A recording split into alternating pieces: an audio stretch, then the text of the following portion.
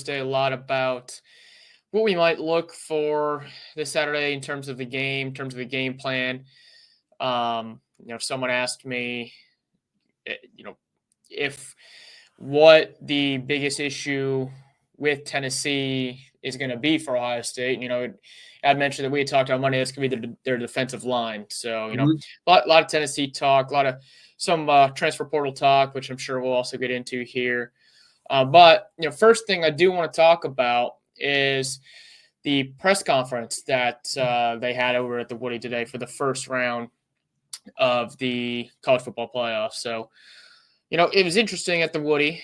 They actually had behind them in a banner. The banner wasn't the Ohio State banner. It was a college football playoff logo, which was weird, even though they had their press conference, as normal, at the Woody. It was strange, but, it was the first time that, Ryan Day was talking pretty much exclusively about the Tennessee game this Saturday.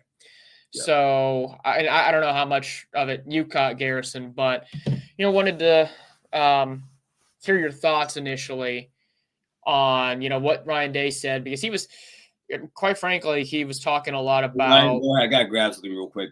Yeah, no, you're good. You're good. But, I was just going to say my initial thoughts so far about that were Day was he was clearly more focused on Tennessee. He was not as reflective about the Michigan game.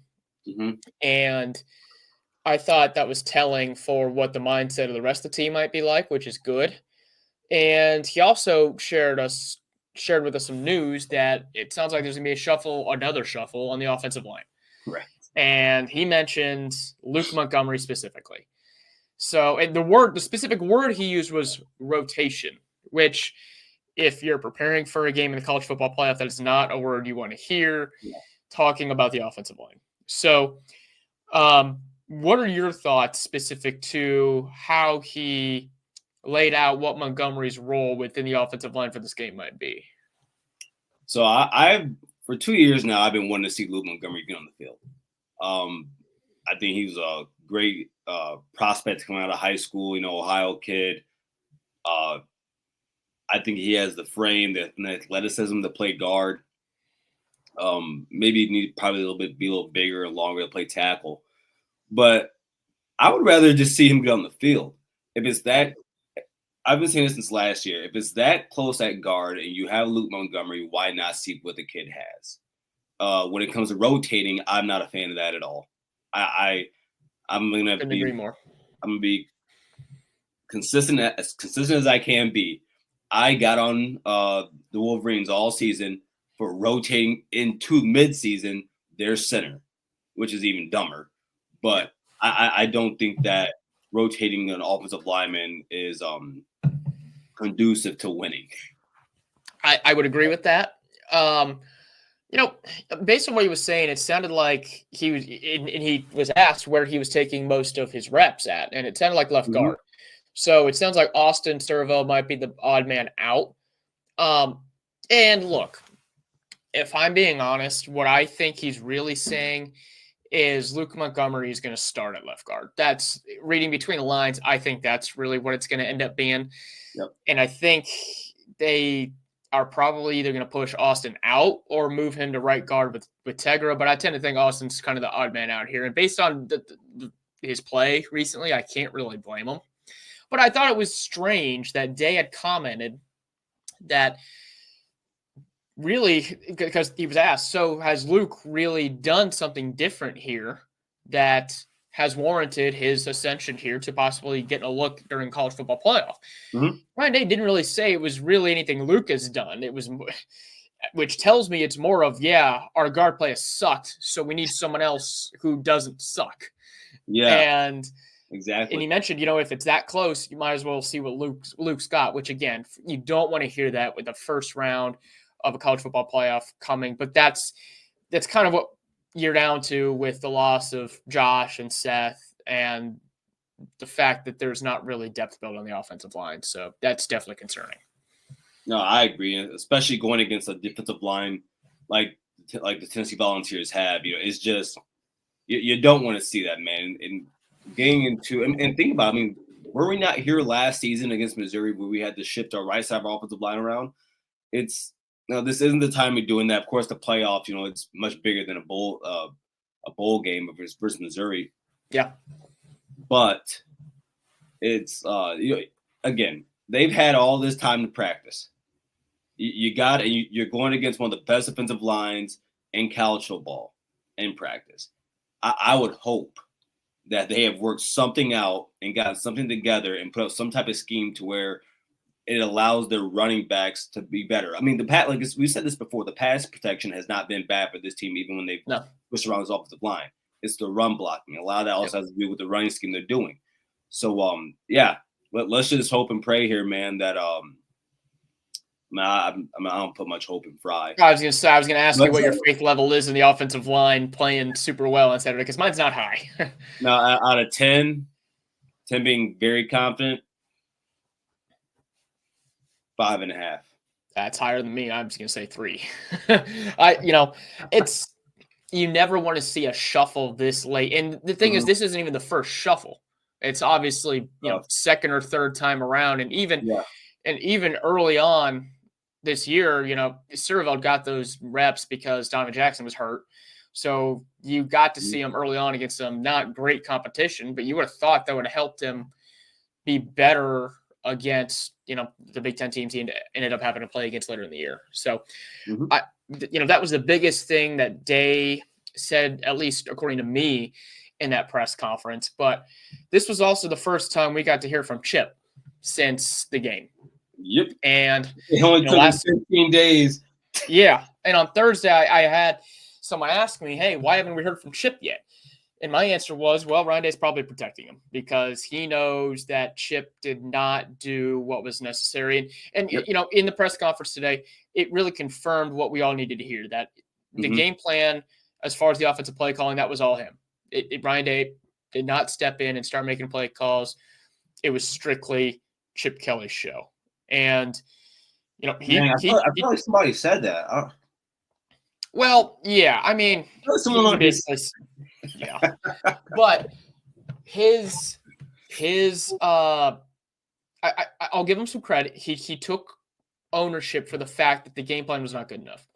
He was asked, hey, would there be anything that you would change? He's, yeah, of course there'd be stuff I'd change. You'd only be a bullheaded idiot to, say what happened in that game was a good thing. So he's at least owning the fact that he screwed up in a major way. And right. And he the one phrase that I caught that I thought was interesting that may have come from Day himself was, Kelly said, sometimes in games like this, you can get caught up in the fact that you think you have to win the rushing battle in order to win the game. And obviously that you shouldn't have to do that. He mentioned, we've got weapons on the outside. We need to get the ball more too. So I'm interested to hear your thoughts on what he had to say. No, actually, that's exactly what I wrote down.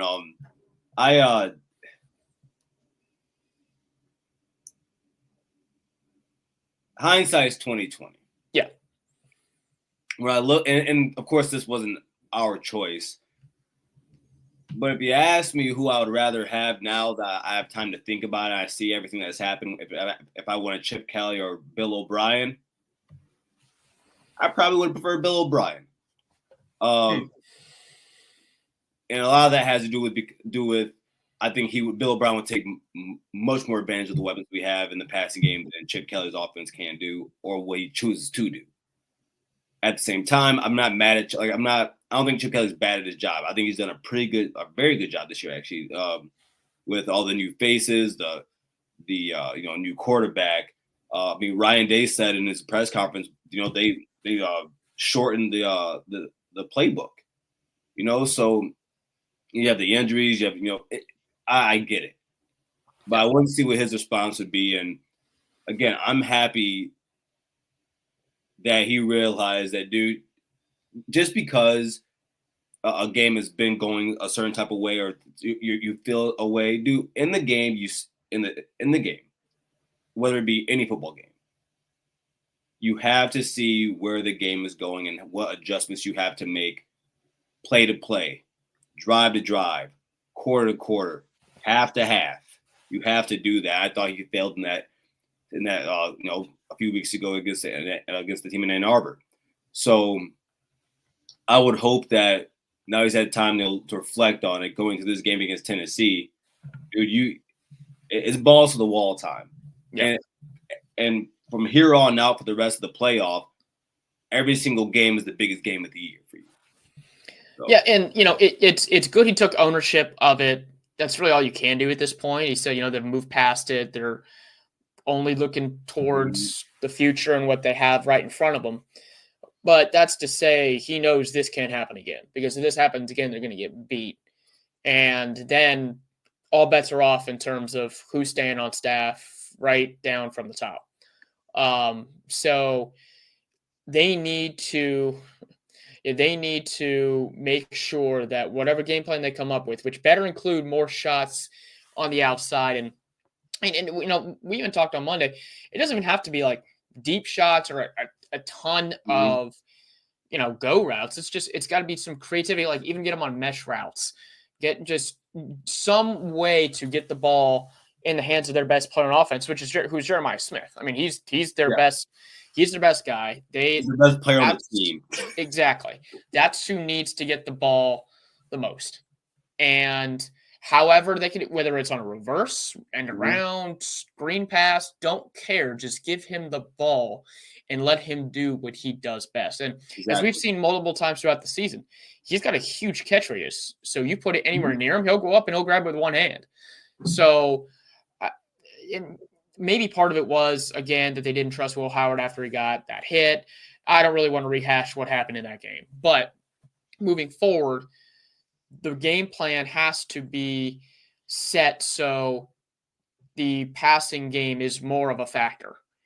And that's especially true if they're going to end up starting Luke Montgomery, because, the team already can't really run block super well. And Tennessee's defensive front is a lot like Michigan's front. They want to funnel you to run the ball inside. And if they keep you in between the tackles, they are winning the battle. Exactly. So they're going to have to get creative and get on the outside. And Chip did say that today in his press conference, which I thought was helpful to hear.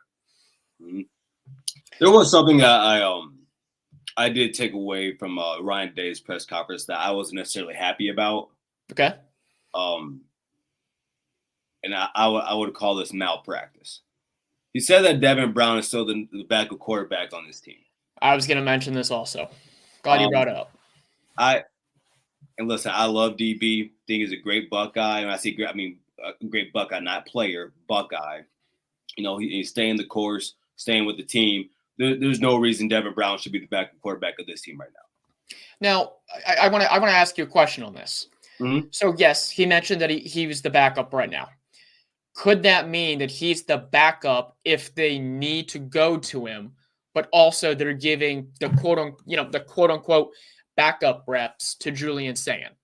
Because you can give the backup reps to Sand in practice, but he's not someone who's ever seen the field, in a big spot or really at almost any point in the game that isn't garbage time. So you could, maybe Devin Brown's still the backup if Will goes down, but Sand could be getting the reps. Yeah, now that's just my spin zone on it. That's what I'm hoping is happening. But yeah, no, you're right. You can't.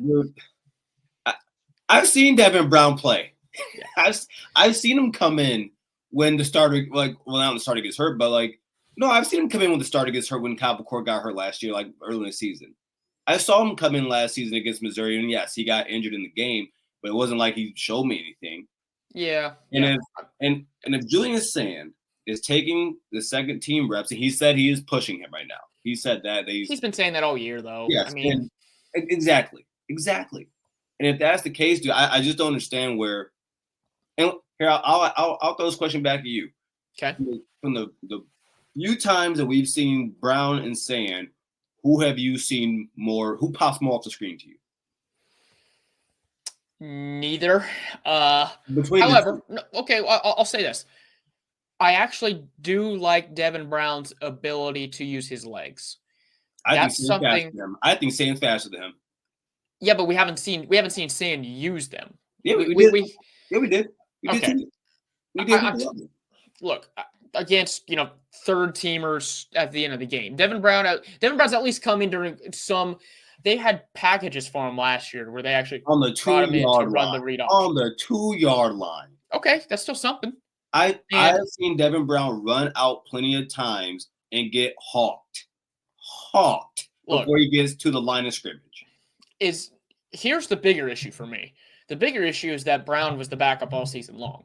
Sand should have been the backup starting from week 1, especially if you were building to the future, knowing that Devin Brown likely wasn't going to be the starter next season. So why not make Sand the backup immediately and get him those reps?